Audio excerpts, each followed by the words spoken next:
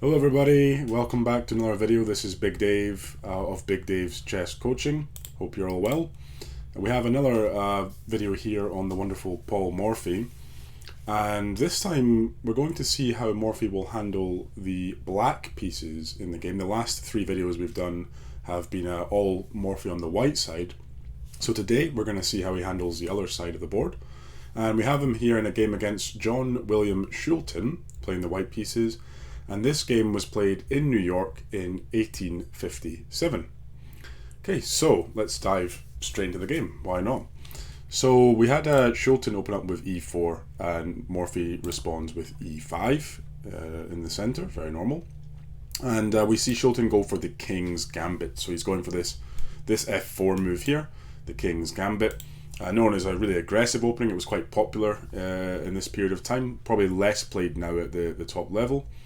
But nonetheless an interesting opening, and normally and often black will accept this pawn, and that would be the King's Gambit accepted, of course. So he can take the pawn, and usually white continues with moves like knight f3. Later he will push his pawn and look to recapture perhaps with this bishop. And yeah, it can be a very aggressive and active game for white. So in our game, however, Morphy, rather than going into the accepted line where you take the pawn, he decides to actually offer up a counter gambit here, and he plays the move d5, and this is known as the Falkbeer counter gambit. So Morphy always wants to be the one with initiative. He doesn't want to be the one accepting gambits and then playing defensive, I guess. He wants to be the one creating the attacking opportunities, and he goes for this interesting d5 in the center.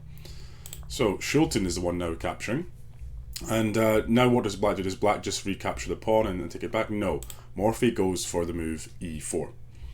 So e4, he's gambit a full pawn here, but he has this pawn advance in the center, and one important thing that pawn is doing is just hampering down the development of this white knight. So it controls a very key square on f3, and just makes it a little bit more difficult for white to get out his normal development. So can't get this knight out, so Schulten is going to get the other knight out. He develops a piece to c3. Morphy now defending with a knight to f6, defending his pawn in the center here. And Schulten continuing with d3.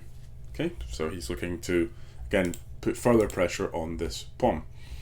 And, I assume that if Morphy were to capture here, the idea for white is he can recapture with the bishop, further increasing his development, getting another piece out, and then continue, getting castled quickly over here. Or maybe he can go queenside 2. He's kind of got those options open, but certainly a quick castling idea and getting a rook onto the e-file looks fine. And white is white is still the pawn up here after this capture, so looking okay. Okay, but in the game we didn't have that capture. We had Morphy playing bishop to b4, pinning the knight. So this indirectly is adding support to this point on e4 because of this pin. So the knight can no longer influence the center. And yeah, this creates that pressure from Morphy, and of course developing a piece, preparing to castle kingside as well. Now we have bishop d2 from Schulten. He's just unpinning the knight, allowing it to be influencing the center once again. And Morphy now plays e3. Very interesting. He plays e3. A fairly forcing move, of course, but it is gambiting a pawn. He's giving up another pawn. He's already done a pawn, remember, from the intro. And now he is pushing another pawn to e3. So what's the point? Well, with white recapturing, the pin is renewed on this knight. Okay, and also, if we look at the position, now the e-file is open, and if I were to ask you who could access the e-file quicker out of white and black with their rook, I think it's fair to say that black will be the first one to be able to castle now and bring a rook to that open file, make use of the fact that the e-file gets opened up here. So we have Morphy castling, so he's completing his development, he's got his king safe, and he's looking in the future to perhaps use this e-file as well. White goes back with bishop d2, so he still wants to unpin this, but he's moving that same bishop again, and you can see that's starting to mean he's falling behind a bit in the development. His king is still in the center, very crucial. His king is still sitting there, and he hasn't really fully developed his army, whereas Morphy is developing some pieces to good squares, has his king safe, and can make use of this file. So we already see him taking that advantage here. He's done the 2 pawns, but for his 2 pawns, the compensation is this development and this king safety. So now Morphy captures the knight on c3, and we have the pawn takes on c3 here, and afterwards now Morphy can make use of that e-file with check against the white king. Blocking with bishop e2, and now bishop to g4, applying further pressure. So we're getting another piece into the game, bring all our army into the game, just like we keep saying with all the videos. It's about getting all those pieces in and working for us. And here, of course, white can't capture the bishop because it's pinned. It's pinned to the king. So there's this pressure just building here against this this bishop now. We have the move c4. So Schulten is looking just to hold on to this pawn because Morphy was in the future looking to perhaps capture this here. But the issue again is Schulten is up the 2 pawns, but he's lacking again in that development, and that's going to be his downfall here. He's making another pawn move, but the point is his king is still in the center of the board, and he hasn't got his army ready. So this, we're going to see, isn't something you can get away with basically when you're already up in material. Just trying to hold on when your opponent's being active isn't going to work. So now c6 from Morphy, putting another attacker on the pawn. And Schulten captures this. So what was the point? Now Morphy's down 3 pawns at the moment, but he gets to recapture with the knight. He brings another piece into the game. So you can again do that check and just see, look, 1, 2, 3, 4 active pieces for black, and only really these 2 developed, and they're not particularly active pieces. This bishop's pinned down, this bishop is fairly passively placed, so it's this piece activity that really marks why Morphy gets an advantage and does well in this game.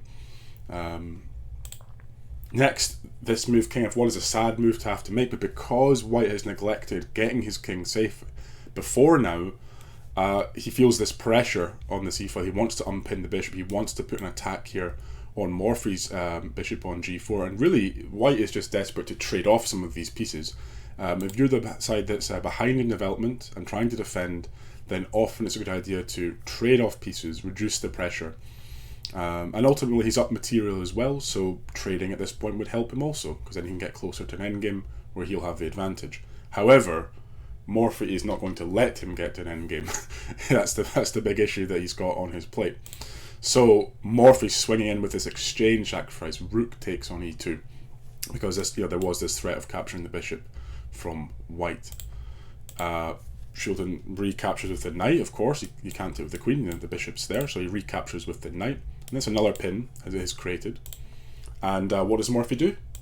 He takes advantage of the pin. So if you create a deadly pin, one great thing to do is to put more pressure on the pinned piece. The pinned piece can't move because the queen's behind it. It's a relative pin. So put even more pressure on that knight, and that's going to cause trouble for your opponent. So don't relinquish it, don't capture the piece, add the pressure.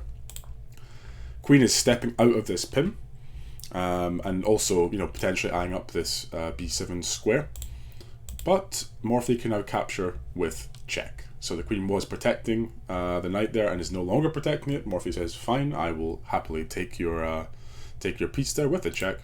King is stepping down now to f2, and Morphy with more checks coming in. And this is not looking friendly, like a friendly situation for the white king. You have all these black pieces swarming around the king here, and the king out on f2. Whilst white's pieces are inactive, queen is out to the side over here, not doing much. You know where this is heading. So, king dodges back to g1, reluctant to come further into the fray. And Morphy now continues with his wonderful check here. Check on f3. This is a wonderful move, as we see. So the knight coming from e3 to f3 with check.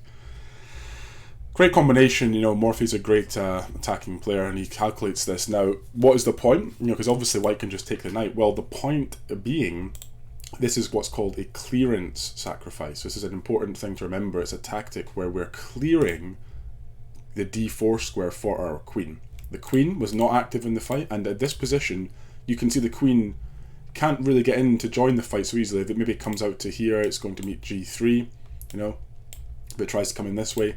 I mean, it can come in other ways, maybe, but it can't come to say here, the queen defends, you know, so trying to get on this.